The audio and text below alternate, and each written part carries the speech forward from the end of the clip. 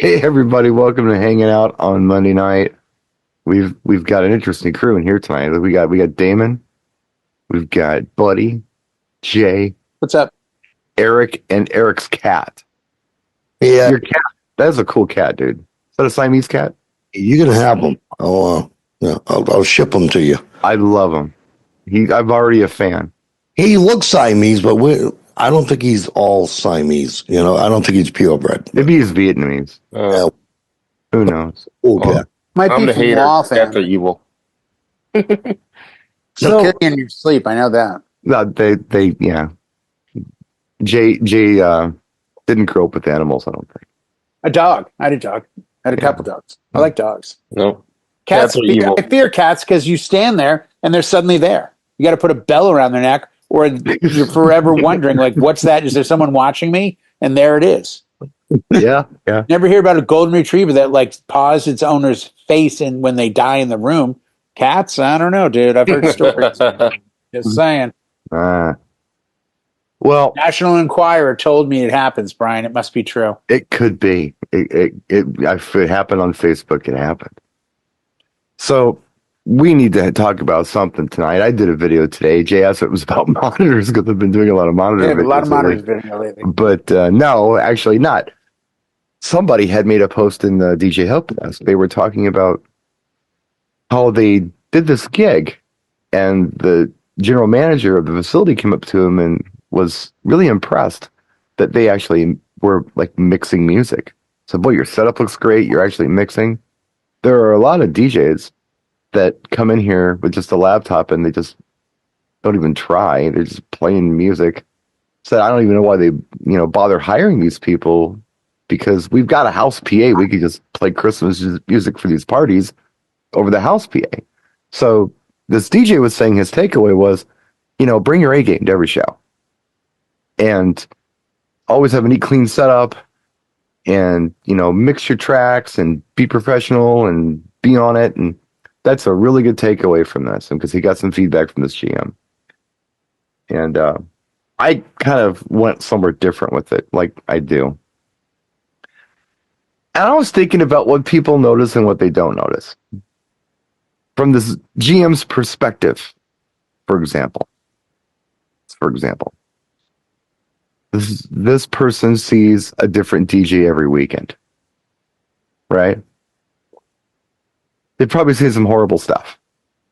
Somebody who shows up and plays music off of YouTube, has pauses between tracks and things like that, where the average audience person, they don't have perspective on this stuff, right? Nope.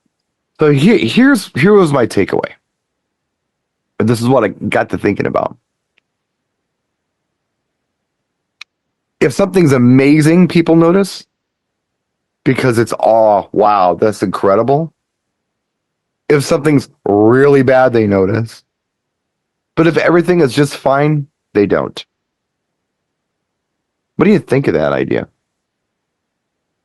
I think it's perspective. And what I mean by that, Yeah. this is what I mean. And I said this to somebody in Boston where I got to meet Eric finally. Great meeting you, Eric. I saw the wedding proposal picture. Yes. We're going to Detroit for it, though, because I've heard stories. So I said to him the other day in Boston, we were talking about setups and gear and how it looks. And when you go to the room, oh my God, I love this. This looks so much better than the other DJs. This looks so much better. I said, one of the things I've always done is I've always shown setups and ideas to my wife. Because one of the things I've learned in my couple years on the planet, women will rarely lie to you out of the gate. Like they'll give you like if you ask their opinion out of the gate, By the way, no comment on that one. Yeah. You're getting their opinion. And as women who are brides, it seems to me that it would be a good source of information. I get offended a little bit about the industry when I do gigs and I get the captain of the room, the GM, the sales manager, or the bartender, whoever that makes the comment. And it happens a lot. Wow, man, it's so great to see a DJ just DJing and not getting wasted and hanging out. And I'm like, what do you mean? oh, most of the guys come in here and they're drinking the whole night. I'm like, yeah, I don't drink when I work. It's a business standard. Before the gig, during the gig, doesn't matter. No drinking. Correct. That shouldn't be a standard. That should be kind of understood. But again, everyone's different. They do their thing. But I get that too with oh, what are you doing? Right. What do you mean? Like, there's no breaks in the music. Yeah. I'm mixing and I'm doing loops and this and that. Yeah. I think the saddest part for me, and I'm sure most of us have gone through this, is at the end of the night we say, hey, do you guys have DJs on like a preferred vendor list? Oh, yeah, we do. Are you accepting new DJs? Like you just said, I did a great job. Well, we already have like 4 DJs that we're friends with.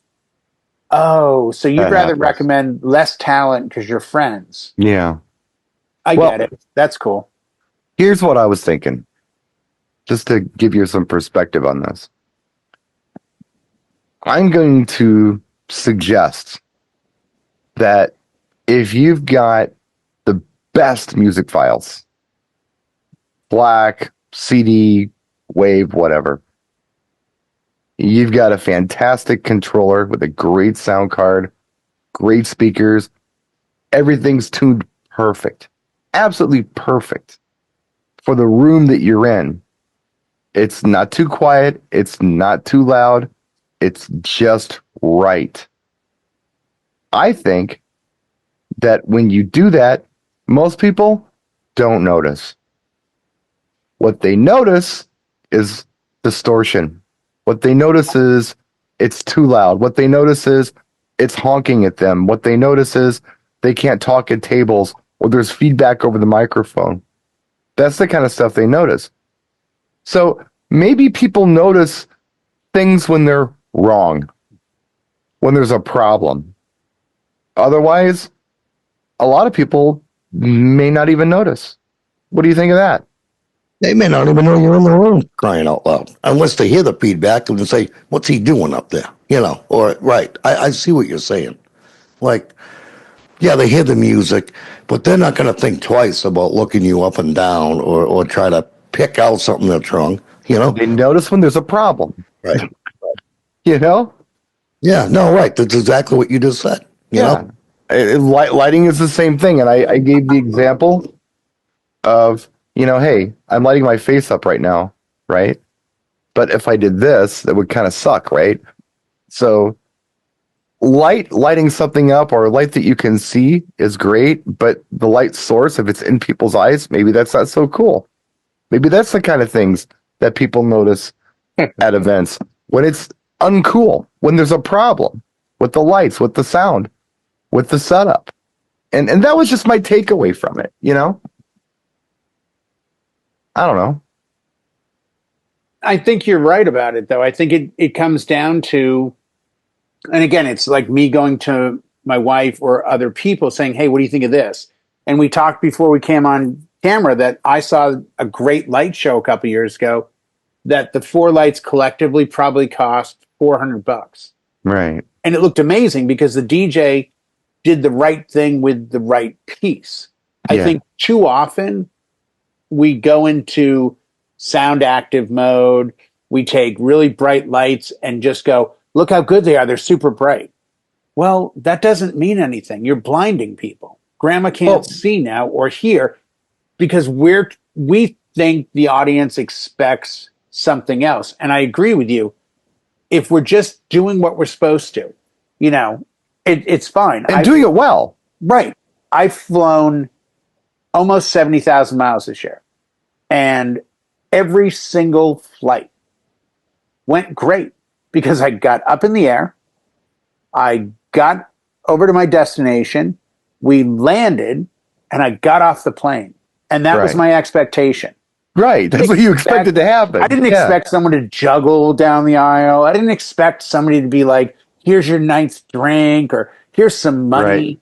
My expectation was this is going to be a great flight. If I take off, I get there and we land. Right. All the landings were pretty smooth. There was one bumpy one, I think. But that was my expectation. I think when it comes to DJs in public, the expectation is this will be that goofy one, or this will be too loud, or this will be a bunch of negatives. And when we're not being negative, they just look at it like, oh, that's what you're supposed to do. Well, yeah, if the audience has Hard that to shine perspective, sometimes. if they've got that perspective, yeah.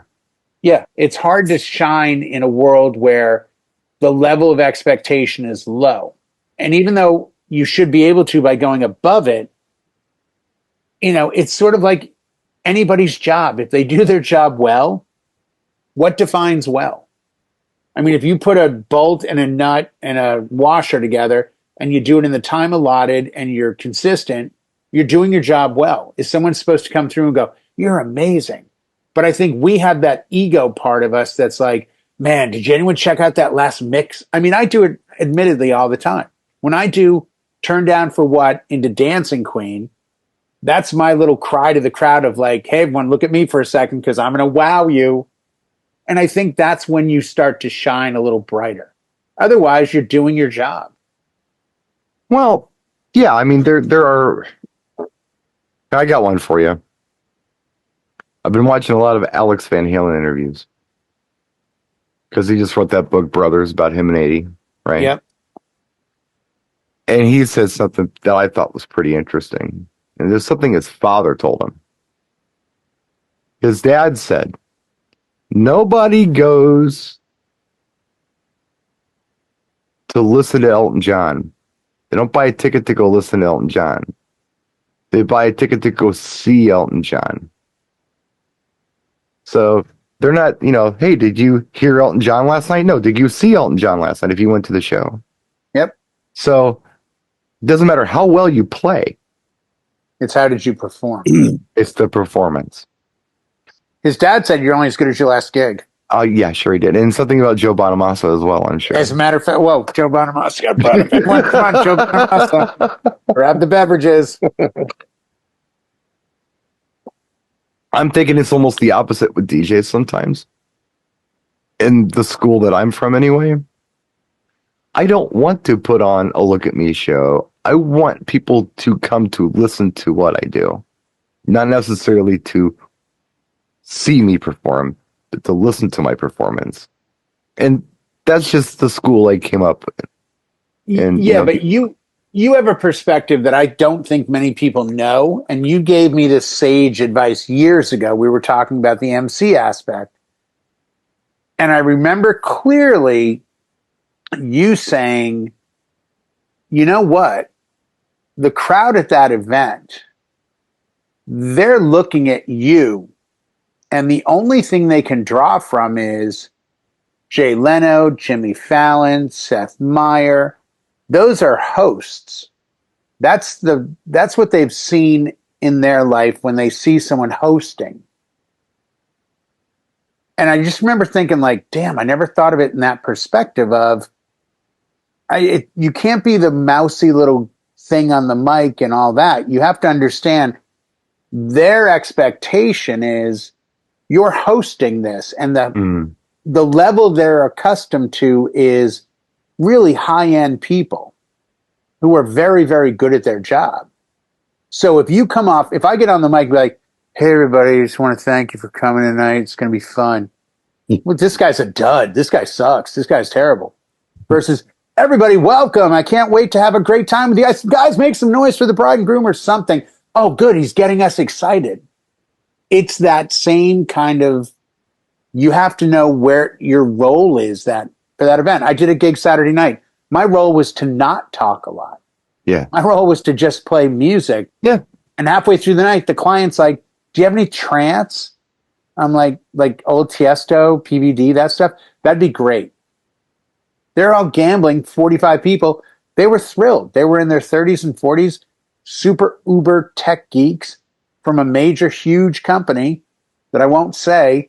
And I ended up playing like Sandstorm and Better Off Alone and, Adagio for strings. And they were thrilled. "Oh, I love this stuff. This is great." I mean, I let them lead me because they know more than I do about their own event. I don't pretend to know everything. And I think that's, as long as you understand where you fall, it helps you figure out how you're going to end the night, because that's the most important part of it. We all start fresh. This is a clean slate. By the end of the night, where do you end up? Boy, I missed you, Jay. Who are these other people in the room? I missed you last week. Yeah, I don't know. They're just here. They were moving though. I thought they were just pictures. I see them waving. Buddy's got a whole like arsenal of things to respond with. I know he does. So I'm gonna just let him have the floor. I'll even mute myself, buddy. Watch. I'll do it for him if he needs. You don't do that often. Take advantage. Yeah. It is one of the things when we go there, and I do feel what you said in your video, kind of the All right, I'm back. Man behind the curtain, Wizard of Oz. Thank you, Jay. It's one of the things I really feel that we are there to. And I don't want to use the word perform because that's not a thing. We're not doing a circus act. We're not there as a center of attention. We're there a little bit more in the background.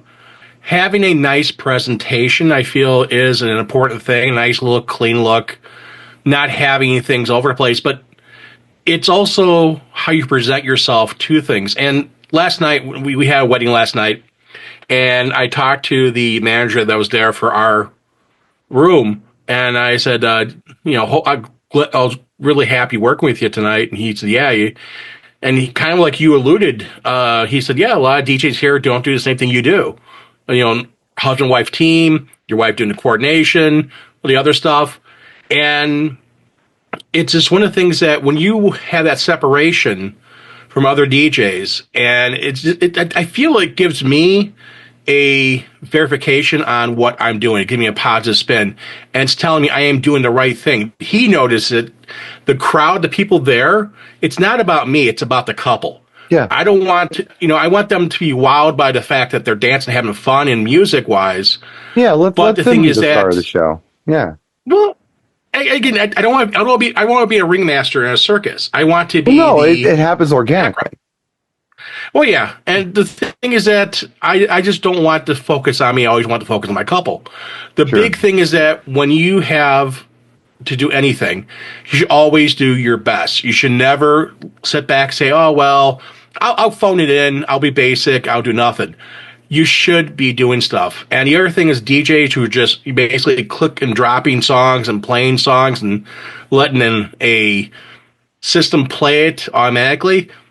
Again, that's what they feel that that's their best product then, and that's their best product then, but also their price kind of reflects it too a lot of times because when I hear about those DJs, they're not charging a higher pricing.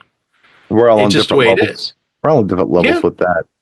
Alex Van Halen says something else that I'd kind of forgotten about until you started talking, buddy, reminding me of what he said.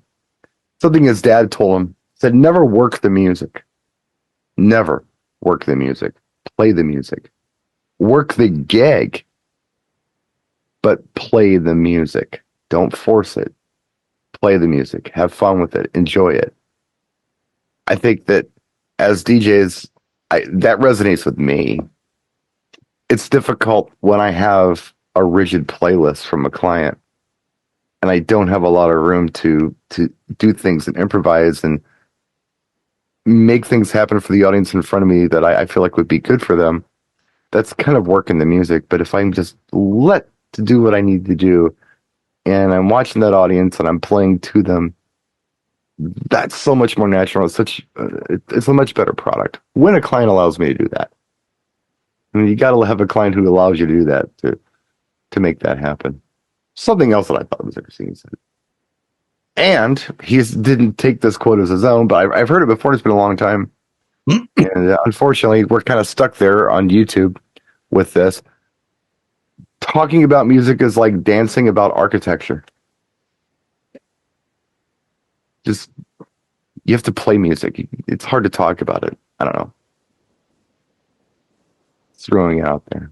I've repeatedly said to clients when they say something about talking and music or announcements, I'm very comfortable talking a lot, obviously, but I'm also even more comfortable saying to somebody, you know what? There's really nothing I can get on the mic and say that'll top Bruno Mars or The Killers or Dua Lipa. So once it comes time to play music, I would rather the music did the talking. I don't need to. Yeah. Honestly, because I can't outdo an Elton John song. There's no way I'm going to stop in the middle and go, hey, man, I know Levon's a great song, but did you guys know? No. Like, and I cringe when I see DJs that want to talk over things. That's a very British thing that happens sometimes. But it's like, just let that organically do the job for you. That's what you're there for. You are the, guider of the night by picking, songs and selections that allow people to have the time of their life. And if you do it correctly, no one else will do it better. Well, I know And they'll Damon remember can, yeah. you. I know Damon can dig this. I mean, he's a creative guy. He does a lot of different genres of music. I like it personally when a client gives me some direction and then I can use that as a starting point and play from there. I like that. And I think Damon probably does a lot of that. Oh, I love that. Yeah. You give me like 3 or 4 songs, and then I can rip from there. Yeah. I like R&B, or I like alternative, or I like, house or whatever. And I really like this song and this song. Okay. I got you. And then you just, that's your foundation that you can build on. I know you do that. Oh yeah, big time, all the time. And you're doing all kinds of stuff. I mean, as far as me, no, I was talking about genres of music. I mean, yeah, I'm everywhere. I did country for 3 years. I did rock, R&B. I mean, techno, trance. I'm everywhere. You're in your heart. You're a techno trance guy. I put and it a this house way. guy. House and techno is my love. Hip hop pays my bills. Right. Yeah. I think hip hop pays about everybody. And don't get me wrong, I love hip hop too, but right. I know where my bread and butter comes from. Yeah. No, I get it. Well, I think we had a good discussion. That's a show. Yeah. Yeah. We'll go more music. Eric, go ahead. No, I was going to say, I watched your video on YouTube today, and you brought up one thing that nobody did, and I thought you were going to bring it up, so allow me. Please. In the audience, like when you're doing a gig, yeah, you're going to, we all do our best to have wire management, like yeah, nothing in sight. But there are an occasion here or there where you're going to have a chord that's visible. And you're right. I think the only one that's going to complain about that is another DJ. You know, I don't think the audience cares about a cable. And then, let me just reword it. You got cables all knotted up, and it looks like shit up there. Yeah, that looks like a. That's every band ever, by the way. Yes. Yeah. Exactly. That's all you see when there's a. But I agreed with you when I was watching this, and I said, he's right. It's just another DJ that's going to jump on your neck. Like if you show a picture of your setup and there's a wire, But I don't think the audience cares about that. I don't think they do, unless it's an absolute mess. I mean, it's unsightly and dirty and gross. I mean, you put a little bit of effort into making things look nice, but I don't think that you've got to hide everything. That's weird. I think it's weird, and I don't think anybody cares. But in the DJ's defense, who complain about visible cables, I believe these people are doing everything they can to deliver the best product they possibly can. Mm-hmm. There are things that you can do something about, and there are things you can't do anything about. So maybe at this DJ's place in their career or life, they're the best DJ they can be. They're maybe not the best DJ ever, but they're the best DJ they can possibly be. So what can they do? They can't get any better than they are right now. They're as good as they can be, but they can clean up their setup. They can put a tie on, I guess. They can do certain things to make them look as good as they possibly can. And I think sometimes they just take that appearance thing to the absolute extreme. Going crazy with that, I don't think anybody notices it. I think it's effort burnt somewhere that could be used somewhere. It's energy that could be used somewhere else in your creative process, and rather than worrying about where your cables are placed sometimes. Reasonable Cable management. Yes. Reasonable cable management. You know, you don't want to hear something funny? This guy's not on Zoom. He has no idea I'm on here with you guys right now. And he just showed me a picture of his setup. He's a local guy. And he goes, I always tried for good cable management. I'm like, what are the odds of that? We're talking about it now. Hey man, they're all watching us. Yeah, no, well, what it didn't get posted yet, and it probably won't for another year. But Will be sometime in the future. This video will come out. You know, some archaeologist will find it and put it on YouTube, and we'll play it. And hopefully that archaeologist checks out DJ Event Planner, because that's our I hope sponsor so. video. Yeah, you can learn all about DJ Event Planner and all of our other sponsors in the description of this video on YouTube if you just have a look. Thank you, everybody. And Jay, I wish you would contribute a little bit more next time. I will